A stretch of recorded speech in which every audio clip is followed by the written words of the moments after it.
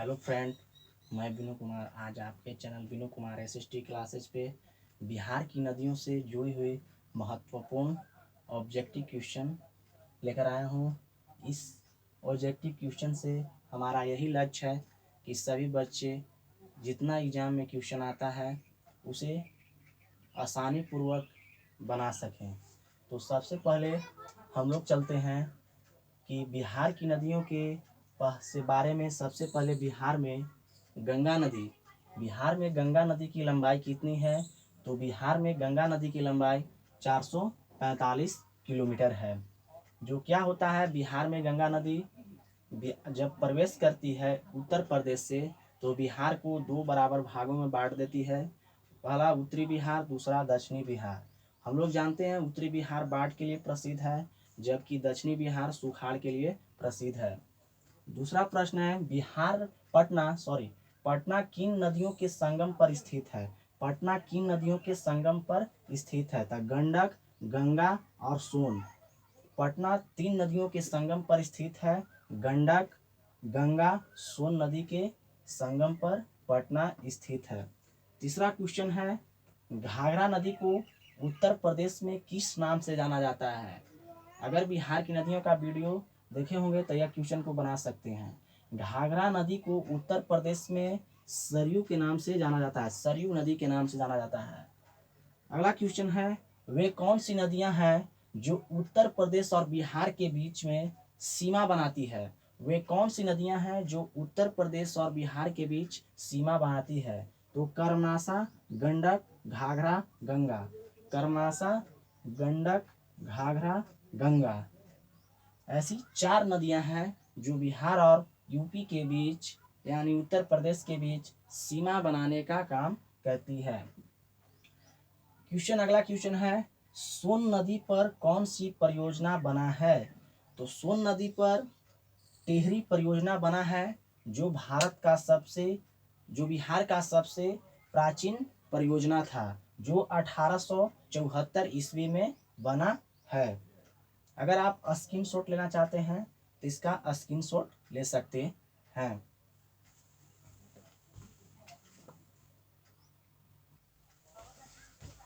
तो अगला प्रश्न है कि बिहार के उत्तरी भाग में बहने वाली नदी कौन सी है? बिहार के उत्तरी पूर्वी भाग में बहने वाली नदी कौन है? तो महानंदा नदी है, जो बिहार के उत्तरी पूर्वी भाग में बहती है। आगे है, कौन सी नदी फतुहा घाट के पास आकर मिल जाती है? तो पुनपुन नदी है, जो फतुहा घाट के पास आकर मिल जाती है। 62वीं की 63वीं बीपीएससी एग्जाम में यह क्वेश्चन आ चुका है कि ऐसी कौन सी नदी है जो फतुहा घाट के पास आकर मिल जाती है? तो पुनपुन नदी।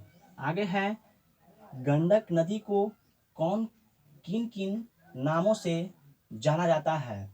गंडक नदी को किन किन नामों से जाना जाता है? तो नारायणी नदी, गंडकी, सालग्रामी इत्यादि नामों से गंडक नदी को जाना जाता है। अगला क्वेश्चन है, त्रिवेणी नहर किस नदी पर है? तो त्रिवेणी नहर गंडक नदी पर है।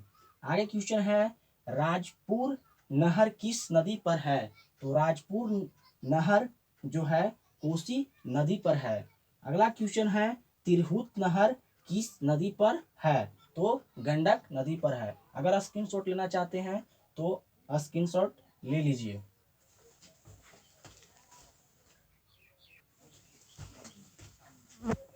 अगला प्रश्न है कि घाघरा नदी कहाँ से निकलती है?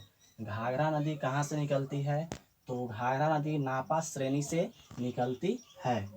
नेक्स्ट क्वेश्चन है, गंगा नदी कहाँ से निकलती है? तो हम लोग जानते हैं बिहार की नदियाँ में भी पढ़े थे, भारत की नदियाँ में भी पढ़े थे। तो गंगा नदी उत्तराखंड मध्य हिमालय से निकलती है। गंगा नदी कहाँ जाकर गिरती है? तो यह बंगाल की खाड़ी में जाकर गिरती है। घाघरा नदी कहाँ जाकर गिरती है? तो छपरा जिला है, वहाँ से आकर गंगा नदी में यह मिल जाती है।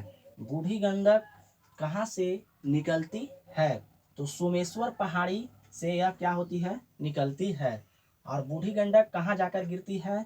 तो मुंगेर के जिला है, वहाँ पे गंगा नदी से आकर यह मिल जाती है।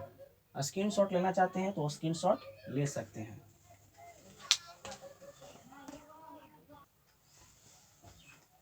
तो अगला प्रश्न है, गंडक नदी कहाँ से निकलती है? गंडक नदी कहाँ से निकलती है? तो यह पश्चिमी चंपारण से निकलती है। अगला क्वेश्चन है, कोसी नदी कहाँ से निकलती है? तो सप्तकोशी एक जगह है नेपाल, वहाँ से यह निकलती है और नेपाल से होते हुए यह बिहार में प्रवेश करती है।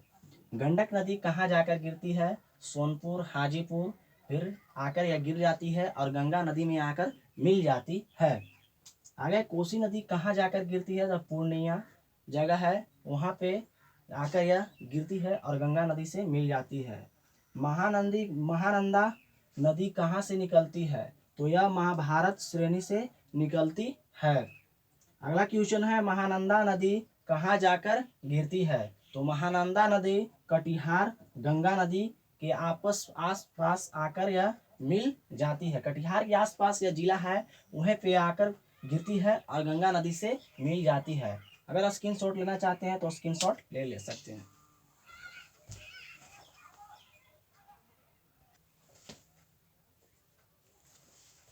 तो अगला प्रश्न है कि सोन नदी कहाँ से निकलती है? तो यह सोन नदी है अमरकंटक मध्य प्रदेश से निकलती है और गंगा नदी में आकर यह मिल जाती है। अगला है, कर्मनाशा नदी कहाँ से निकलती है? जो भारत की अपवित्र नदी है, इसे भारत का शोक भी कहा जाता है। तो यह नदी विंध्याचल पहाड़ी से निकलती है। अगला है, सोन नदी कहाँ जाकर गिरती है? तो दानापुर पटना जगह है, वहाँ पे जाकर यह गिर जाती है और गंगा नदी से मिल जाती है।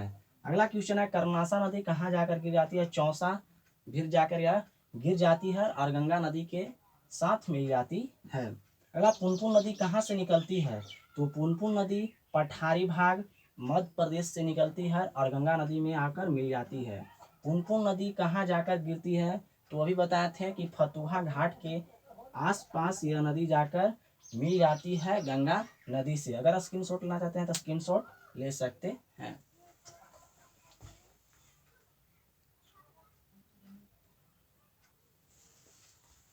तो अगला क्वेश्चन है, फल्गु नदी जिसको हम निरंजना नदी के नाम से जानते हैं, यह कहाँ से निकलती है? तो छोटा नागपुर पठार से यह निकलती है। फल्गु नदी कहाँ जाकर गिरती है? तो गंगा ढाल पर आकर गिरती है। तेउर नहर किस नदी पर स्थित है? तो गंडक नदी पर यह स्थित है। सारण नहर किस नदी पर स्थित है? तो गंडक नदी पर यह स्थित है।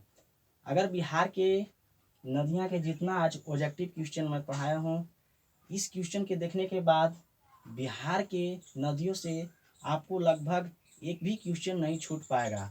कहाँ कौन सी नदी कहाँ से निकलती है, कहाँ आकर गिरती है, किसकी सहायक नदी है, किस नदी पर कौन सी परियोजना बना है, और बिहार के नहर कौन से नहर कौन नदी पर स्थित है, जितना क्वेश्चन पढ़ा गया है, जिसमें से एक भी क्वेश्चन आपको एग्जाम में आने से, जैसे कि एग्जाम में बहुत से क्वेश्चन आएगा जिसमें से बिहार से लगभग बिहार के क्वेश्चन कंप्लीट हो गया है। अगर वीडियो अच्छा लगे तो प्लीज़ मेरे चैनल को सब्सक्राइब एवं लाइक ज़रूर करें।